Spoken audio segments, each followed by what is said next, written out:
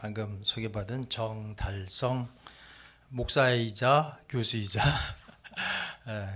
그냥 여러분과 같은 사람입니다. 이렇게 또 귀한 강의를 또 허락해 주셔서 너무나 감사합니다. 한 시간 동안 또 귀한 또 강의와 또 은혜를 나눌 시간 됐으면 좋겠습니다. 제가 오늘 강의할 제목은 상처의 구속과 은혜, 기독교인의 트라우마와 심리적 유연성이라는 제목을 가지고 함께 나누도록 하겠습니다. 제 강의는요 이렇게 진행하겠습니다. 제 강의는 이제 도입, 그다음에 첫 번째 강의, 또 질의응답, 또 두 번째 강의, 또 결론, 또 질의응답해서 1시간 동안 강의하도록 하겠습니다. 트라우마란 무엇이냐에 대해서 성경에서 또 심리학에서 얘기하는 것을 다루고 또 그 부분에 대해서 질의응답 받고요. 두 번째 강의는 그러면 우리는 어떻게 이 트라우마를 다뤄야 되느냐라고 하는 것을 그 액트와 은혜적 관점에서 또 이민교회 상황에서 어떻게 적용할 수 있는지에 대해서 살펴보도록 하겠습니다. 저는 이민교회 담임 목사이자 또 목회학 박사 캔디데이트이고요. 또 심리학 박사이자 또 MFT를 또 라이센스를 따는 과정 중에 있는 사람입니다. 그러다 보니까 교회 현장과 또 상담실의 현장을 두 곳을 보게 되는 사람이죠. 그런데 참 이상한 것은 무엇이냐면 주일날 예배 드릴 때는 앞에서 열심히 예배 드렸던 분들이 상담 현장에서는 오래된 상처로 인해서 굉장히 답답해하고 또 호흡을 잘 못하는 그런 장면들을 곧잘 봐왔습니다. 이런 두 가지 그림 속에서 질문을 하게 될 수밖에 없죠. 특별히 저는 이제 목회 현장에 있는 사람이기 때문에 과연 신앙이 있으면 이 트라우마를 극복할 수 있는가? 신앙이 있으면 트라우마가 쉽게 아니면 어쨌건 고쳐질 수 있는가? 빨리 나올 수 있는가? 라는 질문인데 안타깝게도 기도했는데 또 열심으로 말씀을 붙들었는데도 불구하고 여전히 상처가 남아있다라는 이야기입니다. 한때 저도 그렇게 생각했어요. 신앙이 좋으면 마음의 상처는 빨리 나을 것이다. 또 기도하면 트라우마는 극복된다. 고난 중에 기뻐하는 것이 진정한 믿음이다. 이렇게 강조하고 그렇게 믿고 그렇게 이야기를 했습니다. 그러나 현장에서 목회 현장이나 상담 현실이나 일반 현실에서 보여지는 것은 그렇지 않았다는 거예요. 신앙이 깊은 분들도 상처 때문에 괴로워했고 기도를 열심히 하는 분들도 오래된 과거의 일들로 인해서 너무나 힘들어하는 것들을 봐왔습니다. 그래서 오히려 그분들에게는 신앙이 짐이었던 거예요. 나는 왜 이것을 극복하지 못할까? 그러니까 상처 그 자체가 더 문제가 아니라 그걸 극복하지 못했던 자기 자신에 대한 수치심, 이것이 더 큰 문제였다라고 하는 것입니다. 그래서 오히려 신앙적인 행동으로 자기 자신의 고통과 또한 괴로움과 아픔을 덮어버리는 것, 이것이 오히려 역설적이게도 우리에게 신앙이 좋은 사람으로 비춰지고 있는 현실이라는 거예요. 그래서 오늘 강의는 이러한 수치심에 대한 어떤 학문적인 대답이 될 것 같습니다. 성경은 트라우마를 어떻게 다루고 있는지, 또 심리학은 이 트라우마를 어떻게 이해하고 있는지. 자, 트라우마란 무엇인가? 성경에서 심리학 관점에서, 먼저 심리학 관점에서 간단하게 살펴보도록 하겠습니다. 지난주에 강의하셨던 우리 교수님도 굉장히 그 부분에 대해서 생략적으로 잘 다뤄주셨는데 이렇게 정의할 수 있어요. 트라우마는 사건 자체가 아니라 그 사건이 개인의 신경계, 정서, 자기 이해에 남긴 영향, 충격이다. 이렇게 말씀드릴 수 있습니다. 여러 가지로 다방면으로 유명한 분들이 많지만 저는 대표적으로 가버르 마테라는 사람과 또 지난주에도 언급했지만 베셀 반데 콜크라고 하는 교수님의 이 정의를 좀 가져다가 좀 사용하고 싶어요. 가버르 마테라는 분은 트라우마는 당신에게 일어나는 일이 아니다. 그것은 당신에게 일어난 일의 결과로 당신 안에서 일어나는 것이다. 이렇게 이야기했어요. 그리고 베셀 교수님이 뭐라고 했냐면 트라우마는 기억되는 것이 아니라 느껴지는 것이다. 이 베셀 교수님의 책 몸은 기억한다라는 그 책이 있거든요.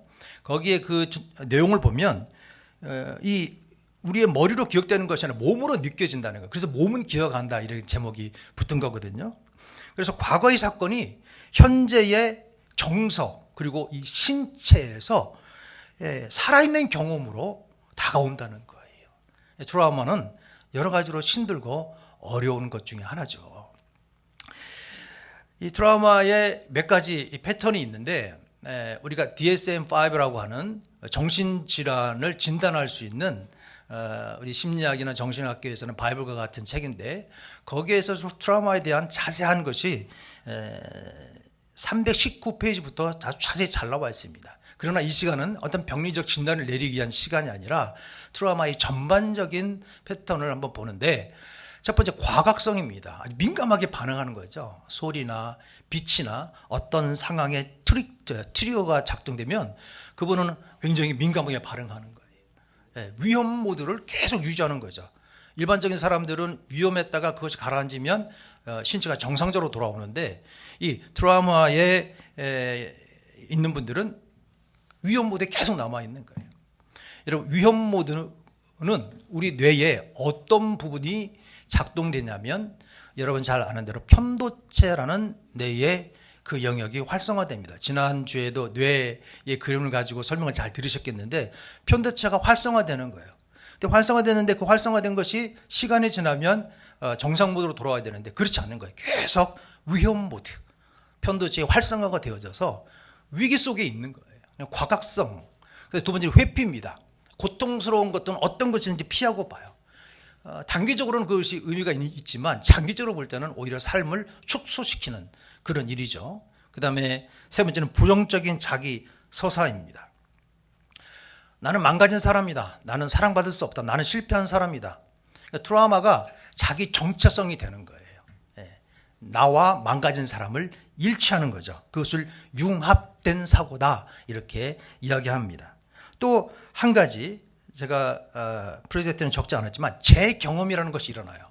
소위 말하는 플래시백이라고 하는 것입니다. 과거의 사건이 현재에 실제적으로 그분한테는 재현되는 거예요. 우리가 드라마나 영화에서 보면 전쟁터에 갔던 군인들이 이런 거를 굉장히 심각하게 느끼지 않습니까? 전쟁터가 되는 거예요. 지금 내가 사는 집인데도 불구하고 전쟁터가 아닌데도 불구하고 전쟁터가 되는 거예요. 플래시백, 재경험이 이루어진다고 하는 것입니다. 우리나라 말에도 있잖아요. 자라보고 놀란 가슴, 소뚜껑 보고 놀란다. 이것도요 트라우마적 관점으로 보면 트라우마예요. 그 존 가트만 교수님이라고 있습니다. 결혼 생활의 성공과 실패에 대해서 연구했던 분인데 그분이 이런 말을 했어요. 정상적인 심박수보다 10회 정도만 빨라져도 그 사람은 과각성 상태에 들어간다. 그래서 부부간에 대화한다든지 사람들과 대화할 때 일단 대화를 멈추라는 거예요.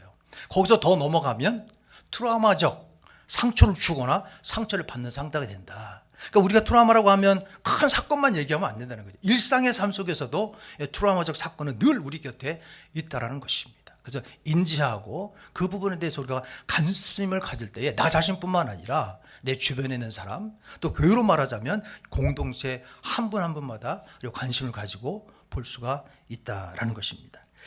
그래서 핵심적인 전환으로 제가 이렇게 또 얘기할 수 있어요. 화면 좀 바꿔주세요. 트라우마 반응은 병리적인 현상이 아니라 그것은 살아남기 위한 적응적 생존 반응이다라는 것입니다. 살아남기 위한 적응적 생존 반응. 그 베셀 교수님도 과도하게 지속된 생존 반응이다. 그리고 또 피터 레빈이라는 교수님은 서바이벌 에너지다 이렇게 얘기해요. 트라우마는 병리 정상이 아니라 살고자 하는 반응이다라는 거죠.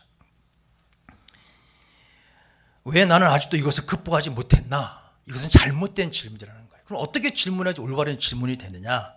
이 반응이 지금 내 삶에서 어떻게 작동하고 있는지, 과연 이것은 나와 무슨 관계가 있는지, 어떤 관계를 맺고 있는지에 대한 질문을 해야 된다는 거예요.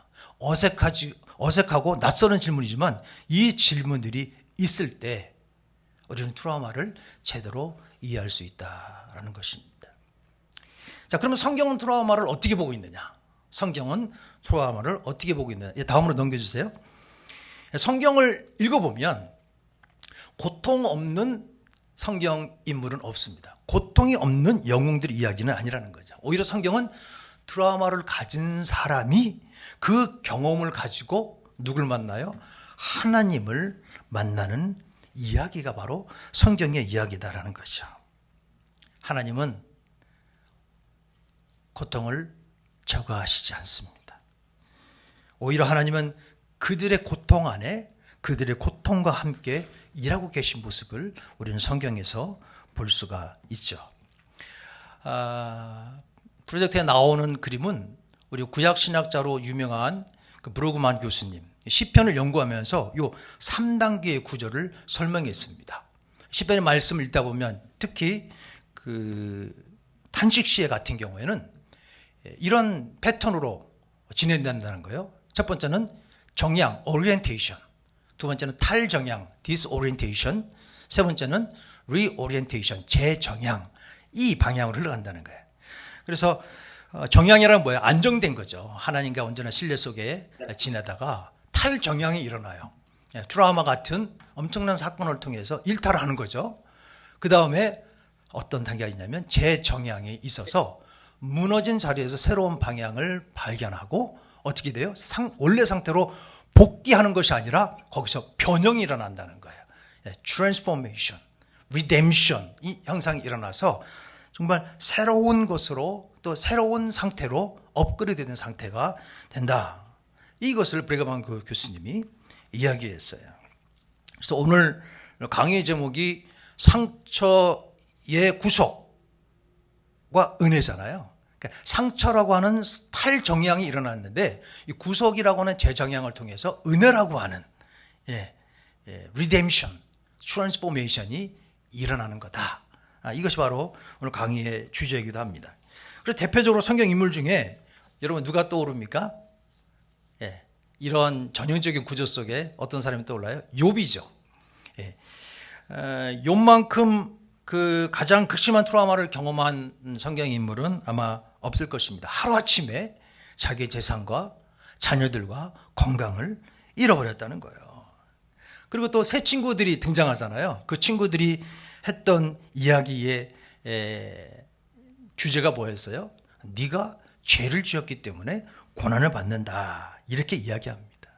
고난이, 고통이 죄랑 연결시키는 거죠. 근데 이 모습은 욥의 시대만 있었던 것이 아니라 오늘날 우리 교회에서도 마찬가지로 여전히 들려지는 말이라는 것입니다. 그래서 욥을 보면 어찌하여, 우리 다음 화면으로, 어찌하여 내가 태어날 때 죽지 아니하였던가, 배에서 나올 때에 숨이 끊어지지 아니하였던가, 이렇게 신세한탄을 하잖아요. 어떻게 보면 우리가 야 이건 불신앙 아니냐 이렇게 얘기할 수 있는데 그렇지 않아요. 이것을 자세히 읽어보면 오히려 하나님 앞에서 자기의 고통을 아주 적나라하게 내어놓은 신앙의 용기라고 말씀드릴 수 있습니다. 그래서 이것을 임상 언어로 치료적 언어로 보자면 경험적 회피를 안 했다 이야기해요. 회피를 안 하고 오히려 직면했다 이렇게 이야기합니다. 그리고 또 욥기 42편 말씀 보면 이제는 눈으로 주를 배움나이다. 결말이잖아요. 고통의 해소돼서가 아니라 오히려 하나님에 대한 인식이 확장된 거죠.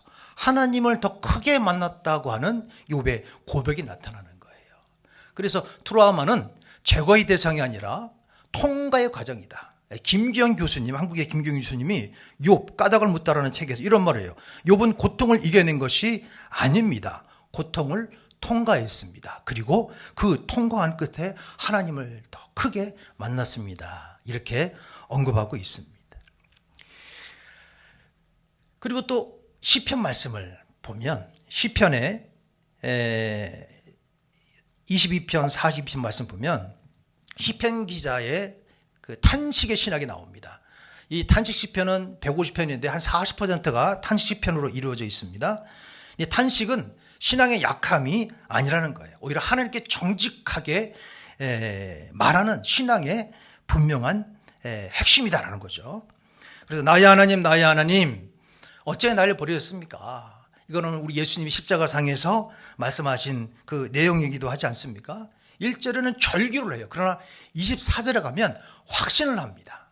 예. 그는 고통당하는 자의 고통을 멸시하거나 싫어하지 아니하십니다 라고 하는 이 브루게만 교수님으로 말하자면 제정향의 상태가 일어나는 거죠.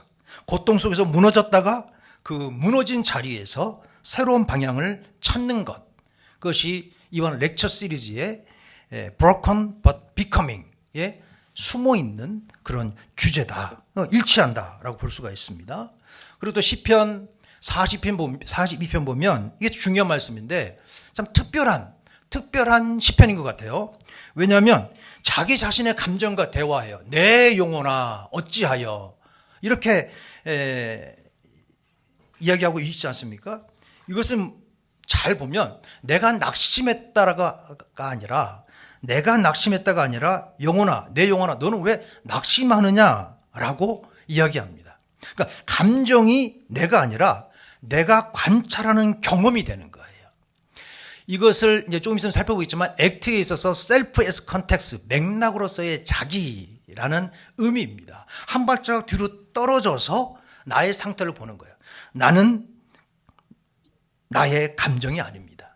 나는 나의 트라우마가 아닙니다. 나는 모든 경험을 가진 하나님 앞에 선 존재입니다 라는 뜻이에요. 또 이 부분에 대해서는 자세하게 또 뒤에 가서 살펴보도록 하겠습니다.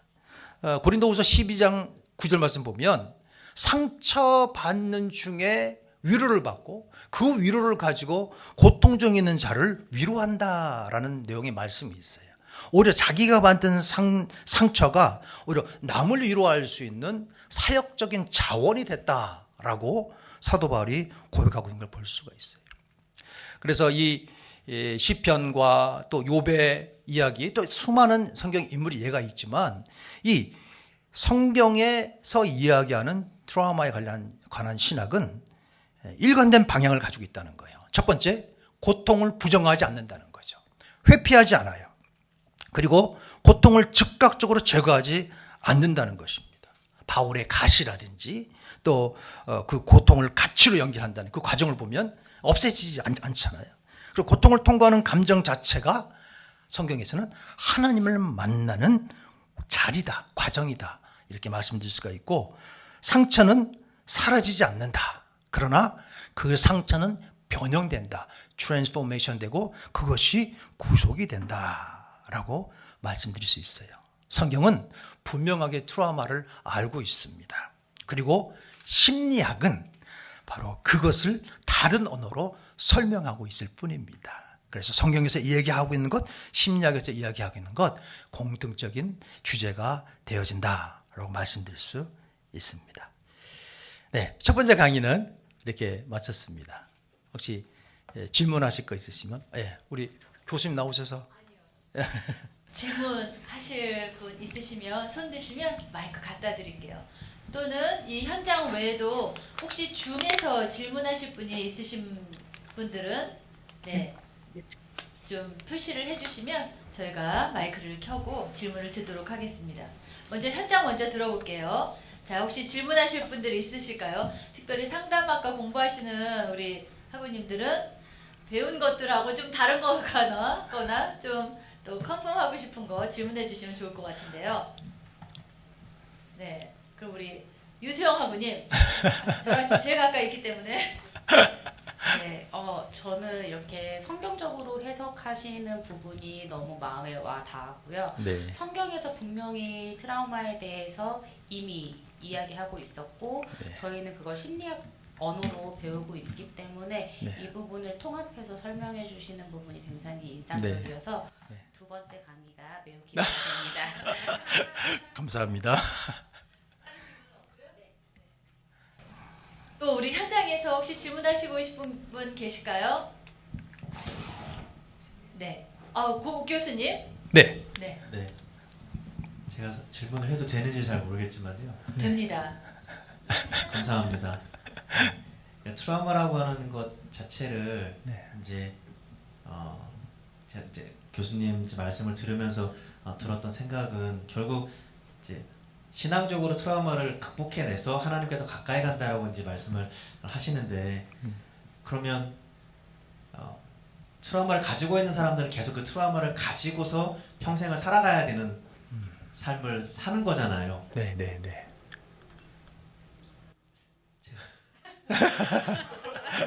네. 보통 이제 상담이나 심리학에서는 이 트라우마를 극복할 수 있도록 하는 그럼요. 방안을 얘기를 해주는데 그럼요. 예. 지금 제가 이해하는 거는 그걸 가지고서 더 하나님을 깊이 있게 경험할 수 있다라고 하는 결론으로 가면 네. 그러면 내담을 받는 사람 입장에서는 트라우마가 해결이 되지 않는 상태가 계속 남아있지 않을까 네, 생각이 네, 좀 네. 들었습니다. 네, 네. 충분히 그런 생각을 갖게 되고 또 그런 질문을 해주셔서 너무 감사합니다. 트라우마를 실제적으로 가신 분들의 그 트라우마의 그 내용을 완전히 없애버리면 너무 좋죠. 그게 가장 큰 고리입니다.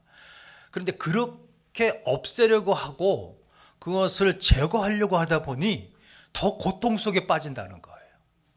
제가 이제 두 번째 강의에서 얘기할 것이 이제 그 액트라고 하는 그런 심리 치료 방법 중에 하나인데 없애다 보니 없애면 바로바로 줄어들면 좋은데 없애도 안 없어지니까 더 큰 딜레마에 빠진 거예요. 그래서 어떤 추측감을 가지고 샀냐면 나는 이 문제를 해결할 수 없구나. 나는 이 문제가 나를 평생토록 이끌어가겠구나. 이렇게 생각을 해서 오히려 더 좌절한다는 거예요. 오히려 더 회피하고 사람들 만나기를 더 꺼려한다는 것입니다. 그러나 오늘 다루는 주제는 무엇이냐면 그것을 인정하자는 거죠. 나는 트라우마가 있어. 그걸 인정하고 심리적인 방법과 신앙적인 방법을 이 두 가지 언어가 만나서 접근할 때 그 안고 성경도 보면 그 고통이 다 해소되지 않았다고 말씀드렸잖아요. 오히려 그러나 하나님께서 그 사람과 함께 하셔서 오히려 더 트랜스포메이션하고 리뎀션하는 그런 경험을 하게 됐다라고 말씀드릴 수 있잖아요. 그러니까 자세한 것은 굉장히 복잡해지고 또 시간이 많이 걸립니다.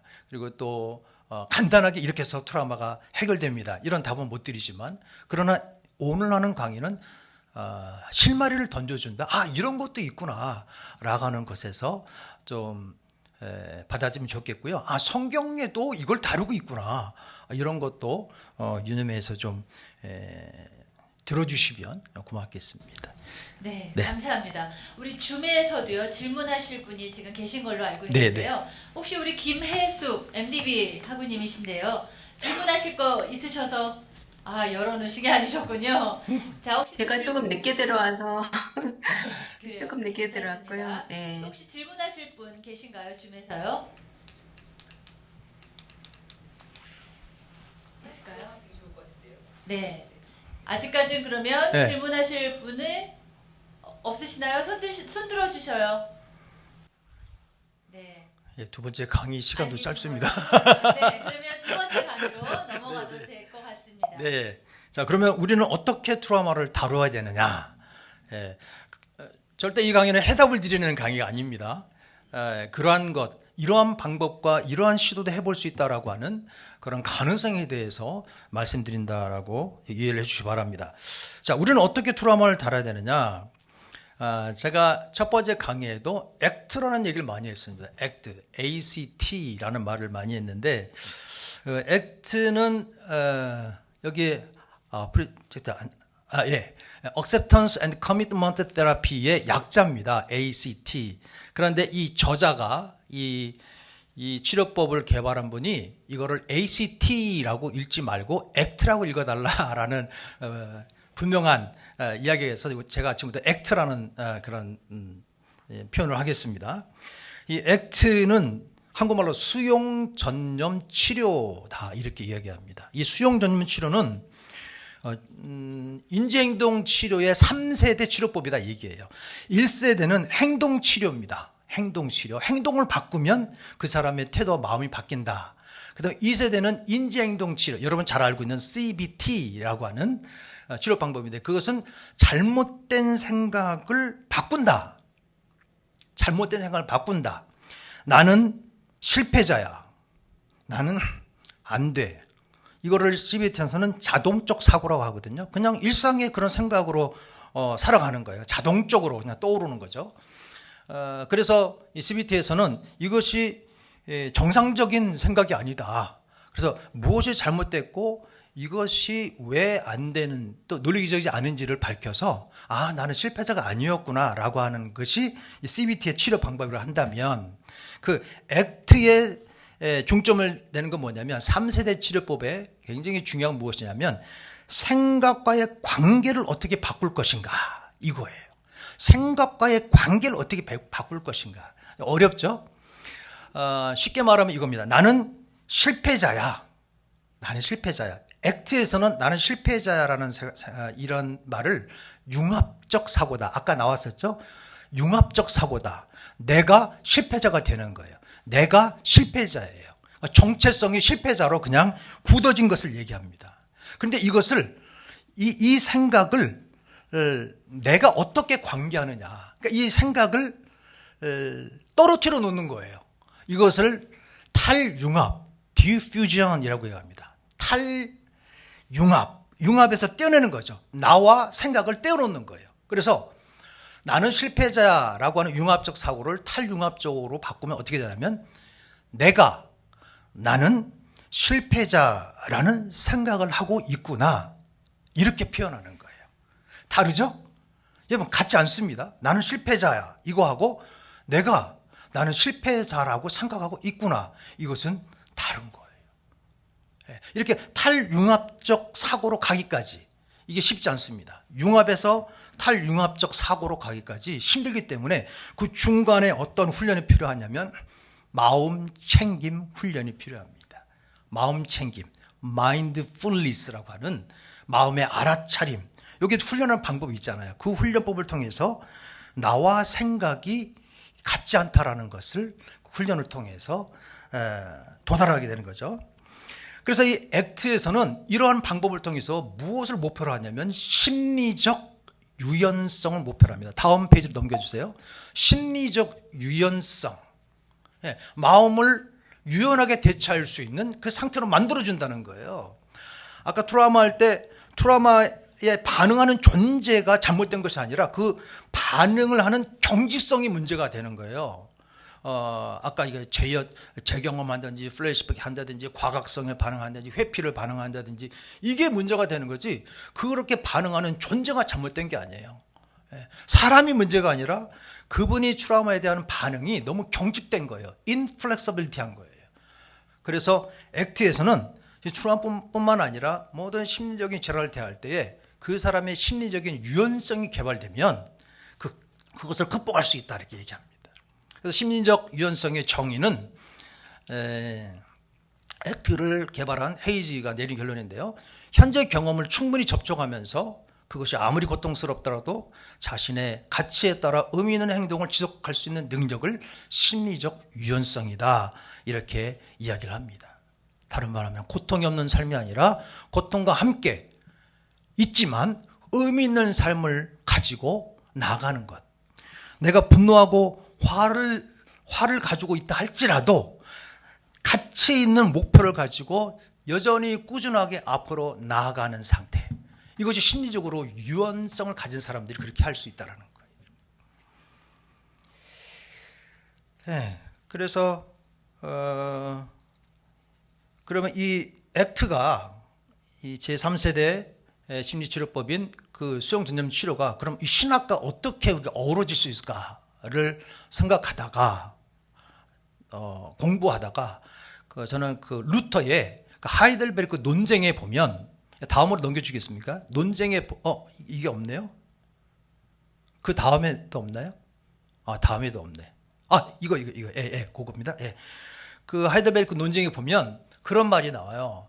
그 영광의 신학을 추구하는 신학자, 그다음 십자가의 신학을 추구하는 신학자 이렇게 나오는데 루터가 이런 얘기합니다. 영광의 신학을 추구하는 신학자들은 영광을 취해야 되니까 고통 같은 것을 빨리 제거하고 싶어 한다는 거예요.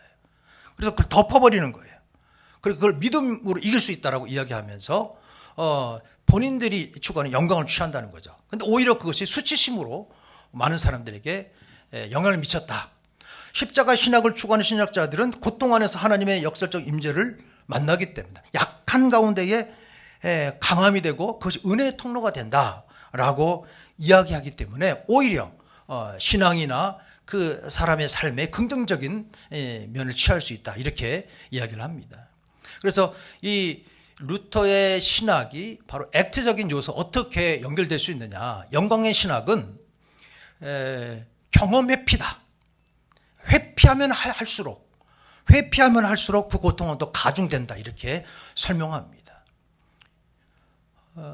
우리도 마찬가지입니다.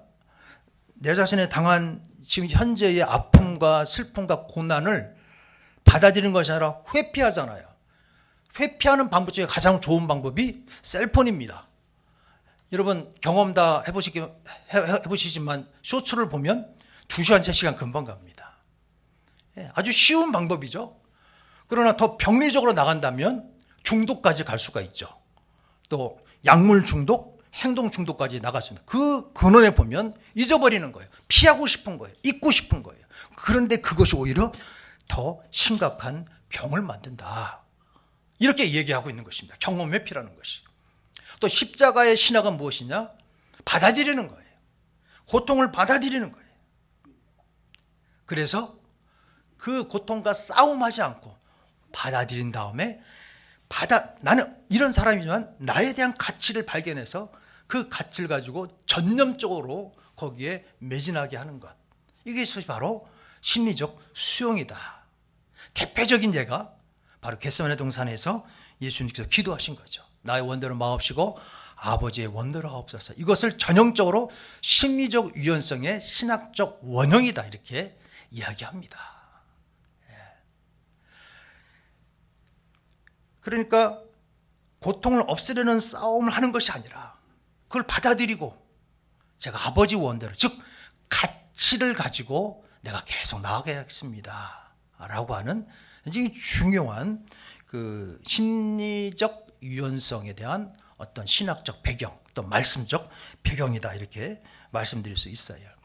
그러니까 이 액트에서 발견한 것 경험의 회피라든지 심리적 수용이라든지 바로 전에 좀 가보시겠습니까? 전어로요? 예, 프로젝트 전어에. 예. 액트에서 심리적 유연성을 높일 수 있는 그 방법이 6가지가 되어 있어요. 제가 수용을 설명했고 인지적 탄력학을 설명했고 맥락으로서의 자기 가치 명료화 요거까지 설명을 드렸잖아요. 이런 거를 통해서 심리적 유연성을 기를 수 있다는 거예요.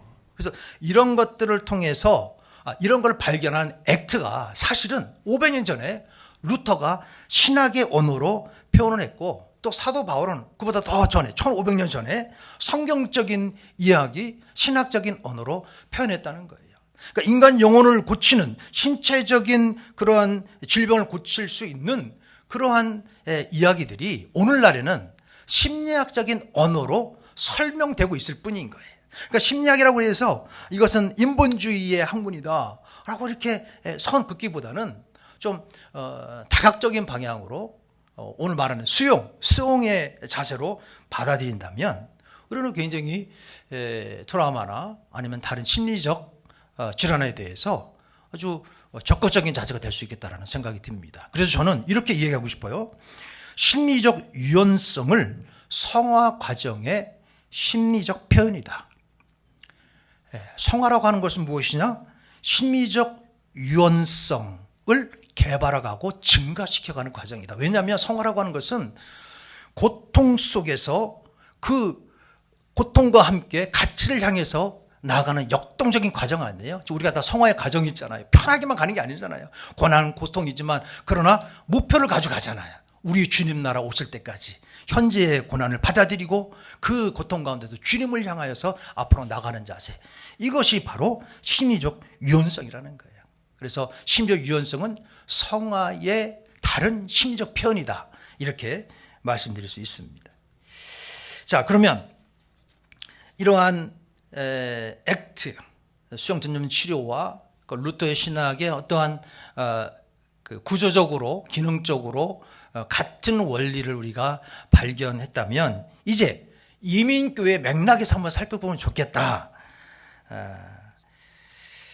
첫 번째는 다음으로 넘겨주시면 첫 번째는 제가 이제 심리학 박사 과정에 논문으로 제출했던 그 주요 내용인데 저는 세 가지 변인을 가지고 연구했습니다. 하나는 신앙 성숙도, 하나는 웰빙, 즉 행복감, 그다음에 세 번째는 문화 적응 스트레스, 이민자 스트레스죠.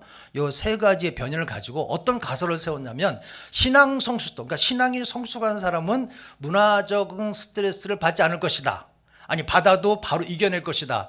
이러한 전제로 연구를 시작했는데 그리고 목사이기 때문에 그런 믿음이 더 강했습니다.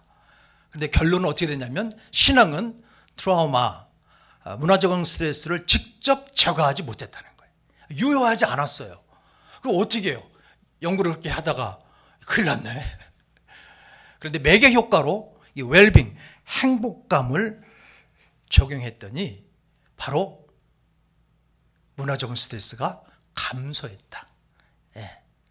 거기에 작동하더라는 거예요. 그러니까 신앙은 의미와 행복 경험이라고 하는 심리적 자원을 통해서 문화적인 스트레스나 각종 삶에서 일어나는 스트레스를 이겨낼 수 있었다라는 거예요. 다른 말로 하면 신앙을 가진 사람이 이 심리적 유연성을 더 증가시키고 거기에 관심 가진 사람들이 오히려 스트레스와 고난과 고통에 대해서 유연적으로 대처를 하더라라고 하는 결론을 가지게 됐습니다. 그래서 저는 이걸 연구할 때만 해도 성도들에게 이 행복감이란 무엇이냐, 그러니까 웰빙에 대해서 무엇이냐, 이게 교육을 시켜야 되겠구나, 이것들에 대해서 이제 설명하고 가르쳐야 되겠구나라는 생각을 가지게 됐습니다. 그런데 제가 이제 두 번째 이제 실험을 했는데, 이제 제가 이제 그 목회학 박사 캔디데이트로 지금 논문을 내놓고 어프로브를 지금 받으려고 좀 준비하고 있는 중인데, 제가 다음 장을 넘겨주시겠습니까? 다음 장으로. 액트의 심리적인 자원, 즉 그 6가지 그 요소를 가지고 설교에 반영해서 성도들에게 설교했을 때 설교 듣기 전과 설교 들은 후의 반응을 한번 조사해 봤어요. 그랬더니만 되게 유의미한 반응이 일어났어요. 굉장히 그 측정한 영역에서 발전된 거죠. 플러스 35.86%. 이것은 무엇이냐면 심리적 유연성이 증가했다, 이렇게 표현합니다. 심리적 유연성이 증가했어요. 그래서 제가 이거는 빈도 분석이고 질적 분석을 했는데, 질적 분석 무엇이냐면 그 성도들이 하는 말 중에서 이렇게 반복적으로 나오는 그 단어나 아니면 그들이 표현하는 것들을 분석해 보니 내 상처를 하나님 앞에 솔직하게 드러낼 수 있게 되었다라고 하는 분이 28%나 됐어요. 그리고 또 나는 내 상처가 아니라, 상처와 융합된 것이 아니라 나는 하나님의 자녀임을 깨닫게 되었다, 청자성에 대해서 18%나 나타났다고 하는 것입니다. 설교는 단순히 정보를 전달하는 게 아니잖아요. 우리가 설교의 대상자는 성도들입니다. 그러니까 설교가 인간의 심리 구조와 만났을 때 인지와 정사와 존재의 변화가 실제적으로 성도들에게도 나타나기 시작했다라는 거예요. 물론 이 연구는 탐색적 연구이고 또 소규모 표본에 한계가 있어요. 그래서 일반적으로 적용할 수 없지만 그러나 방향성은 분명하게 나타난다라고 설명드릴 수 있습니다. 그래서 제 연구에 이 두 가지 연구에 그 통합적으로 해서 나온 결론이 무엇이냐면, 신앙은 트라우마를 제거하지 않는다는 거, 오히려 트라우마와 같이 살아갈 수 있도록 심리적 자원을 형성한다는 거죠. 그래서 그 형성 과정이 곧 심리적 유연성의 증가로 나타나는 거예요. 결론적으로 말씀드리자면, 그 다음 장 넘겨주세요.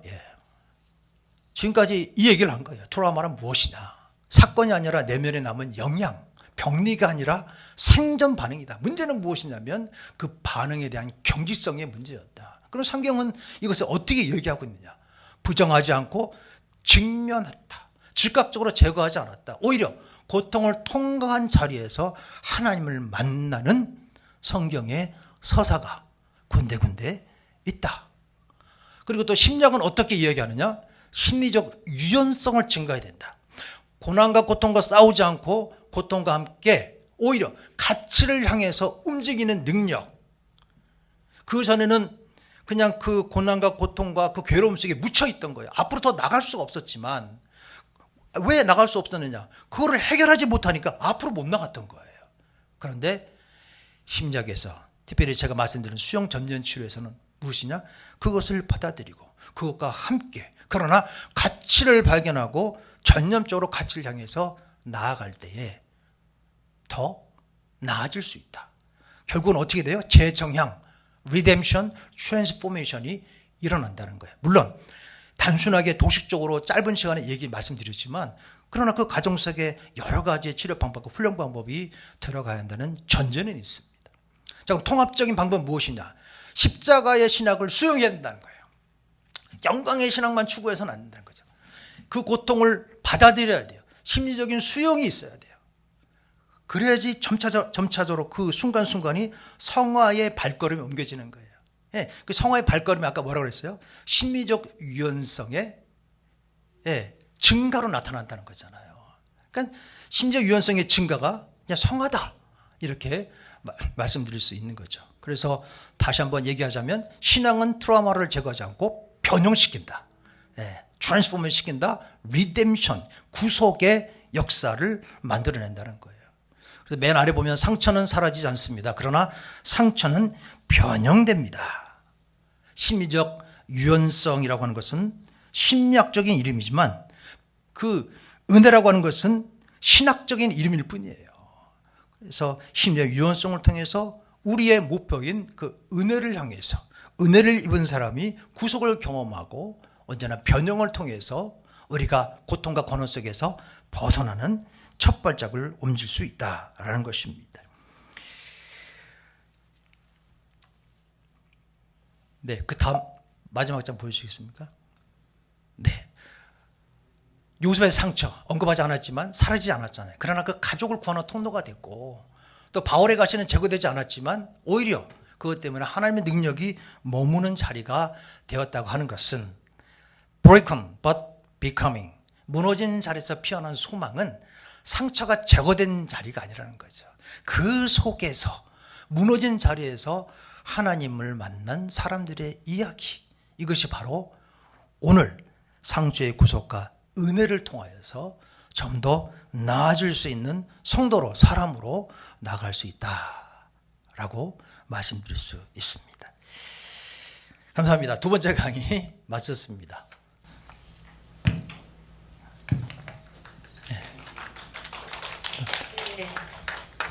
네, 감사합니다, 교수님.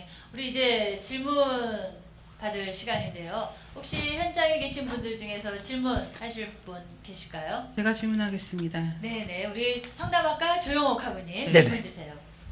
심리적 유연성을 성화의 과정인 심리적인 표현이라고 말씀해 네네. 주셨는데요. 네네.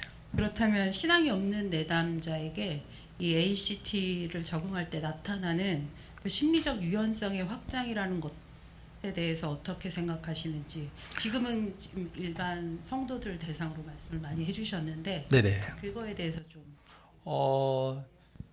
이제 제가 이제 어떻게 보면 핵심적인 것만 말씀을 드려서 그렇지만 실제적으로 심리 치료적 방법에 들어가면 또 여러 가지의 그 치료법들이 있습니다. 또 아까도 언뜻 얘기했지만 마인드풀니스, 마음 챙김 기법이라든지 그리고 또 탈융합하는 방법이라든지 이런 것들 그 과정 속에서 그 치료하는 그 기법들이 많이 있기 때문에 그런 것들을 사용해서 그러니까 문제를 제거하려고 노력하는 것이 아니라 오히려 그 내담자의 어떤 그 유연성을 증가시키는 방향으로 해서 치료가 진행되어지는 거죠. 그렇다고 해서 항상 우리가 오해할 수 있는 건 무엇이냐면 액트적인 방법이 좋기 때문에 액트적인 방법만 사용하는 것이 아니에요. 그렇잖아요. CBT 방법이라든지 여러 가지 방법, 행동치료도 요즘에 많이 사용하고 있고, 그래서 내담자의 상황에 따라서 그것을 믹스해서 사용하는데 그 액트적인 방법은 골이 그건 거예요. 함께, 그러나 가치를 통해서 더욱더 앞으로 나아가는 것. 그래서 우리 교수님께서 질문하신 것은 좀 더 이제 기법상 또 또 이제 이렇게 치료 방법 속에 들어가기 때문에 좀 복잡한 얘기가 될 것 같습니다. 그래서 이것은 그냥 핵심적인 거지만 더 치료 기법에는 굉장히 많은 것들이 돼 있다라고 말씀드릴 수 있습니다. 예. 네, 제가 질문 드리겠습니다. 네. 저는 제 인생이 지금 60이 넘었는데요. 네. 제 신앙 가운데서 고난 앞에서의 저의 모습은 네. 제가 고난을 딱 겪었을 때 감정으로 시작하지만 결국은 제가 하나님 앞에서 그 고난이 찬양으로 바뀌는 그 속에서 저는 치유가 됐다라고 생각을 했거든요. 네네. 근데 아까 교수님 말씀에 의하면 상처는 신앙으로 치유가 되지 그러니까 없어지지 않는다. 그 말에 제가 되게 많은 의문을 가졌거든요. 왜냐하면 제가 아는 거는 결국 상담자는 하나님이시고 저는 내담자로 산다고 이렇게 그런 신념하에 살고 있었는데 이제 교수님 그런 말씀을 하실 때 제가 조금 이제 그거에 대한 의문이 있었고요. 네네. 또 하나는 제가 이렇게 살면서 어떤 고난 앞에서 다 해결된 건 아니잖아요. 왜냐면 계속 반복적인 상황 속에서 감정이 이렇게 분리가 되지 않고 거기에 노출됐을 때 계속적으로 나는 하나님 앞에서 치유를 하려고 하지만 반복되는 상황 앞에서 제가 또 무너져서 상처가 있을 수도 있는 거거든요. 그렇죠. 근데 그거를 결국은 하나님 앞에서 아까 말씀하셨듯이 성화를 이루고 제가 은혜로 그거를 가는 통로라고 생각하고 제가 신앙에 성숙하는 그 어떤 여정이라고 생각을 하고 있었거든요. 근데 오늘 딱 결론적으로 신앙은 그 상처나 트라우마를 뭐 이렇게 제거하지 치유까지는 아니지만 제거할 수 없다라는 그 네, 표현이 네, 네. 저한테는 조금 많이 예. 속행하는 거라 네, 그거에 네, 네. 대한 네. 저도 놀랬죠. 신앙이 그거를 해결을 못한단 말이야. 그렇게 또 저도 신앙생활 해왔고 힘들고 어려우면 뭐 미국은 그렇지만 한국에 있을 때는 뭐 기도원에 들어가잖아요. 3박 4일 금식도 하고 뭐 뒹굴르고 뭐 소나무도 뽑고 막 그러잖아요. 신앙으로 해결했단 말이죠. 그런데 저는 그런 생각을 가지고 그런 100명에게 물어봤어요. 저희 교인뿐만 아니라 그 LA에 사는 그 이게 이제 뭐 네트워크가 이제 네트워크 확장해 가지고 100명을 내가 받아봤는데 이제 깜짝 놀란 거예요. 신앙의 성숙함이 신앙이 문화적인 스트레스, 고통, 고난에 대한 직접적인 영향이 발휘가 되지 않아요. 물론 그 중에서 그렇게 반응한 사람들이 있어요. 그것이 100명, 1000명으로 가면 더 이제 객관적인 자료가 되겠지만 그래도 100명 정도는 어느 정도 객관성 있는 자료라고 생각되어집니다. 우리가 생각하는 만큼 이 전반적으로 성도들이나 또 신앙 있는 사람들이 그렇게 생각하지 않는다는 거예요. 제가 결론 내린 건 무엇이냐면 신앙이 문화적인 스트레스를 해결할 수 없다라가 아니라 100명에 대한 연구를 해보니 그러한 자료가 나왔다라고 설명드린 거예요. 맞습니다. 저도 방금 말씀드렸잖아요. 어렵고 힘들 때 기도하고 하나님 앞에서 홀로선 나로 주님 앞에 드려졌을 때 하나님이 말씀해 주시고 또 위로해 주셔서 일어났던 거죠. 그런데 그 과정 속에 성경에서 좀 생략하고 있다. 성경에서 트라우마를 이해하고 있다. 우리는 이렇게 생각 못 하잖아요. 그런데 그것을 심리학적으로 보면 이미 하나님과 만남 속에서 그 과정들이 들어가고 있다는 거예요. 그러니까 우리 선생님도 말씀하셨다시피 나는 신앙을 하고 또 어렵고 힘들 때마다 했는데 어떻게 과연 신앙이 그걸 해결하지 못한다는가? 못하다고 말씀했는가? 그거는 맞아요.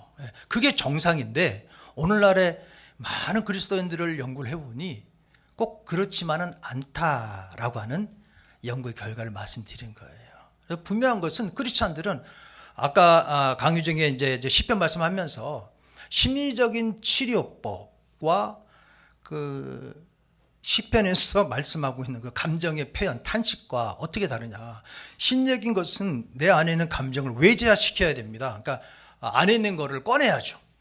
그래서 꺼내야지만 치료가 되는 거예요. 치료의 과정 들어가지만 시편에 보면 꺼내어지는데 누구한테 꺼내요? 하나님 앞에 꺼내고 하나님께 탄식해서 하나님이 은혜 주셔서 치료받는 이야기잖아요. 예. 심리적인 치료가 유효하긴 하지만 우리의 골은 신앙이죠. 물론 학문적으로 봐서는 이것이 이제 인정할 수 없는 것이 될 수도 있지만, 그러나 크리스찬인 우리로서는 하나님에 대한 그 말씀에 대한 역사를 부인할 수 없죠. 그것은 우리가 신뢰하면 나가야 되는데, 여기서 말씀드리는 건 뭐냐면 그 중간 과정이에요. 중간 과정. 중간 과정을 우리가 관심 있게 봐야지 그거로 인해서 고통받는 자들에게 도움을 줄 수 있는 거예요. 신앙이 도움이 되지 않는다가 아니라 신앙의 역사를 더 극대화시키기 위해서는 어떤 이러한 치료 방법을 통해서 유연해질 수 있도록 하는 것이 그분이 더 문제를 극복할 수 있는, 헤쳐나갈 수 있는 방법이 되어진다. 그리고 매번의 문제 속에서 넘어졌다 일어났다 넘어졌다 일어났다 하잖아요. 삶이라는 건 그거잖아요. 한 번 해결했다고 안 오는 게 아니라 첩첩삼중이잖아요. 산 넘어 산, 또 산 넘어 강, 그거잖아요. 그래서 아까 트라우마적 관점도 큰 일만 자꾸 생각하는데 그렇지 않다는 거예요. 작은 일에 트라우마는 오는 거예요. 아까 제가 얘기했잖아요. 평소에 심장 박동수보다 10번 더 뛰면 그것이 과각성이다. 그것이 계속되어지면 그 사람은 심리적 고통 속에 살아가는 거예요. 그래서 일상에 살면서도 그거를 볼 줄 알아야 돼요. 그리고 하나님 앞에서 내가 기도할 때도 하나님과 나를 너무 일치시켜버리면 어떤 문제가 생겨나냐면, 내 문제는 그냥 뭐랄까요, 내 문제에 대한 그 제어권을 하나님께 맡겨버리는 거예요. 그죠? 그게 이제 베드로전서 5장 7절 말씀에 너의 그 염려를 다 하나님께 맡겨버리라. 우리는 그렇게 이해하고 있잖아요. 그런데 문제는 뭐냐면 맡겨지지 않는다는 거예요. 그 과정에 하나를 더하자는 거죠. 심리적 유연성이라고 하는 그러한 내 마음의 구조를 더 살핀다면 더 하나님께 맡긴 다음에 새로운 하나님의 말씀을 가지고, 그 가치죠. 그 가치를 가지고 여기에 머물러 있는 거 아니에요. 염려에 머물러 있는 것이 아니라 그 가치를 가지고 더 긍정적인 방향으로 나가는 거예요. 답변이 될지 모르겠지만, 이게 짧은 시간에 강의하다 보니까 어쩌면 오해를 불러일으킬 수 있는 내용이 있습니다. 그러나 분명한 것은 충분히 이해합니다. 또 다른 분 질문 있으세요? 네, MACP 주디입니다. 네. 네, 제가 여쭤보고 싶었던 질문에 대한 답변을 미리 다 해주셨어요. 아, 그래요? 왜냐하면 제가 상담심리학 공부를 시작하게 된 이유가, 사실은 어떠한 문제가 있거나 고난이 있을 때 대부분 많은 분들이 그냥 기도합시다, 우리 기도로, 아니면 우리 믿음으로 뭐 하나님과 함께 해결해 갑시다, 이렇게 말씀하시는 게 너무 무책임한 것 같기도 하고 너무 그쵸. 많이 힘든 네. 시기를 보내게 하는 것 같아서 네네. 적절한 시기에 적절한 치료로 인해서 훨씬 더 좋아질 수 있는 그런 케이스도 그렇게 해서 넘어감으로써 더 많은 문제를 만들어 오는 경우를 많이 봤어요. 맞아요. 그래서 네. 제가 공부를 시작하게 되었습니다. 네. 근데 지금 말씀해 주신 답변이 네, 저에게 네, 네. 굉장히 적절했던 것 같습니다. 네. 감사합니다. 감사합니다. 네. 네, 혹시 우리 줌으로 이 렉처를 듣고 계시는 분들 중에서 질문 있으실까요? 우리 저 질문해도 될까요? 그래요. 렉처 우리 줌으로 계시는 분들은요, 우리 한 분만 질문을 받고요. 오늘 시간 마치면 좋겠습니다. 우리 크리스틴 하부님이신 것 같은데요. 질문 주세요. 네. 저는 신앙이 트라우마를 해결하지 못할 수도 있다라는 말씀에 굉장히 동의를 하면서 들었어요. 그래서 그 말이 오히려 저한테는 상처받은 나, 그리고 여전히 아픈 나를 수용하는 것처럼 이렇게 수용 반응처럼 느껴졌거든요. 그래서 상처받아도 괜찮고 상처가 있어도 여전히 아파도 괜찮아, 이렇게 하는 것처럼 제 자신을 수용하는 것으로 이렇게 받아들여졌는데, 이게 제가 잘 이해한 건지 궁금했고요. 네. 그리고 저를 포함한 그리스도인은 자신의 고통과 고난에 의미 부여를 하고 해석하는 좀 경향성을 가지고 있는 것 같다라는 생각을 했어요. 그래서 그러다 보면 고통과 고난을 그 자체로 직면하는데 그것이 가끔 장애가 될 때가 있지 않을까, 약간 셀프 가스라이팅처럼 그런 생각을 하게 됐는데, 그렇게 되면 그 자체도 회피가 될 수 있지는 않은지, 약간 변형된 회피 같은, 그럴 때 심리적 수용과 변형된 회피를 어떻게 구분할 수 있는지 궁금했어요. 네. 이제 제가 트라우마, 이제 어떠한 이제 심리적 반응 일으키는 거죠. 경직성의 반응을 이제 그게 문제라고 말씀드렸는데, 이제 그것이 적응 반응이다. 그러니까 내가 이제 살기 위해서 어쩔 수 없이 하는 생존 반응이다 이렇게 말씀을 드렸어요. 그런데 이것은 잘못이 아니다. 그러니까 반응하고 이런 것이 잘못이 아니다라는 얘기가 아니라 변화의 필요성이 있다라고 하는 걸 말씀드리는 거예요. 그러니까 생존의 문제이기 때문에 생존적인 반응이기 때문에 이제 긍정적이다. 오히려 그렇게 반응하는 것은 옳은 거야. 이런 생각이 아니라, 옳다는 게 아니라 그런 반응이 어쩔 수 없이 나타나지만 변화를 받아야 된다라는 거예요. 그러니까 이제 살기 위한 방법이 오히려 경직시키기 때문에 문제가 경직. 너무 이렇게 해결점이 없는 그러한 속으로 들어가기 때문에 문제가 된다는 것이지, 변화를 받아야 되는 거예요. 고난과 고통과 또한 그 무너진 자리가 살아가는 인생이라면 다 나타나잖아요. 특별히 신앙인들에게도 나타나는 것에 많은 당황스러운 문제가 있기는 합니다. 그러나 이것에 대한 것을 수용한다는 의미가 체념한다는 것이 아니에요. 체념한다는 것이 아니에요. 아이고, 뭐 인생이 그러니까 이제 나는 이제 그냥 끝났다. 그냥 어떻게 되겠지라고 하는 체념이 아니라는 거예요. 수용은 뭐냐면 인정하고 가치를 발견하는 자리까지 나가야 된다는 거죠. 하나님이 나에게, 그러니까 신학적으로 말하자면 하나님이 나에게 무슨 말씀하시는지 거기에 귀 기울여야 돼요. 그 말씀을 붙잡고 거기에 내가 올인하는 거예요. 전념적 행동으로 그 가치를 밀고 나가야 된다는 거죠. 그게 수용인 거예요. 그냥 체념은 뭐예요? 그냥 거기서 포기하는 거죠. 그 다음 단계가 없는 거예요. 그래서 고난과 고통과 무너진 자리에 있어서 반응하는 것이 신앙인들에게는 심리적 차원으로 보면 그렇다고 하지만, 그러나 우리는 최종적인 골이 하나님이잖아요. 하나님 역사하시는 성령 역사가 있잖아요. 그런데 거기에 대고 자꾸 내가 회피적인 방향으로 신앙을 자꾸 그렇게 몰아가는 사람도 있어요. 그 문제를 직면하는 것이 아니라, 수용하는 것이 아니라 자꾸 회피하는데, 회피의 대상이 누구냐면 하나님인 거예요. 하나님인 거예요. 원수를 사랑을 하셨사니 원수를 사랑하겠습니다 하고, 누구 사랑하겠습니다. 하나님 제가 사랑하겠습니다. 하나님께 맡깁니다. 근데 그 다음날 보면 그 사람이 어때요? 사랑하는 사람으로 보이나요? 아니잖아요. 그 일종의 회피라는 거예요.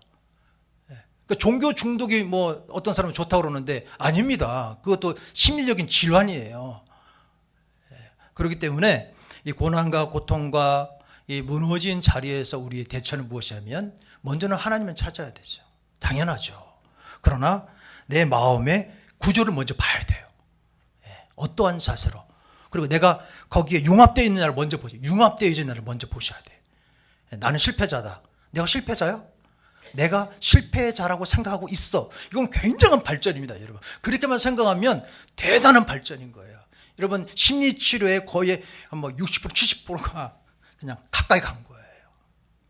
그래서 이 신앙과 심리학은 여러 가지로 이게 경계선상에 있습니다. 그래서 잘 협력하면 그 두 언어가 합쳐지면 현실에서 우리가 그거를 잘 활용을 하면 오히려 효과적이고 긍정적인 그러한 신앙의 상태, 또 전인적인 또 사람으로 나갈 수 있다, 이렇게 말씀드릴 수 있습니다. 예, 감사합니다. 짧은 강의 또 이렇게 잘 들어주셔서 감사합니다.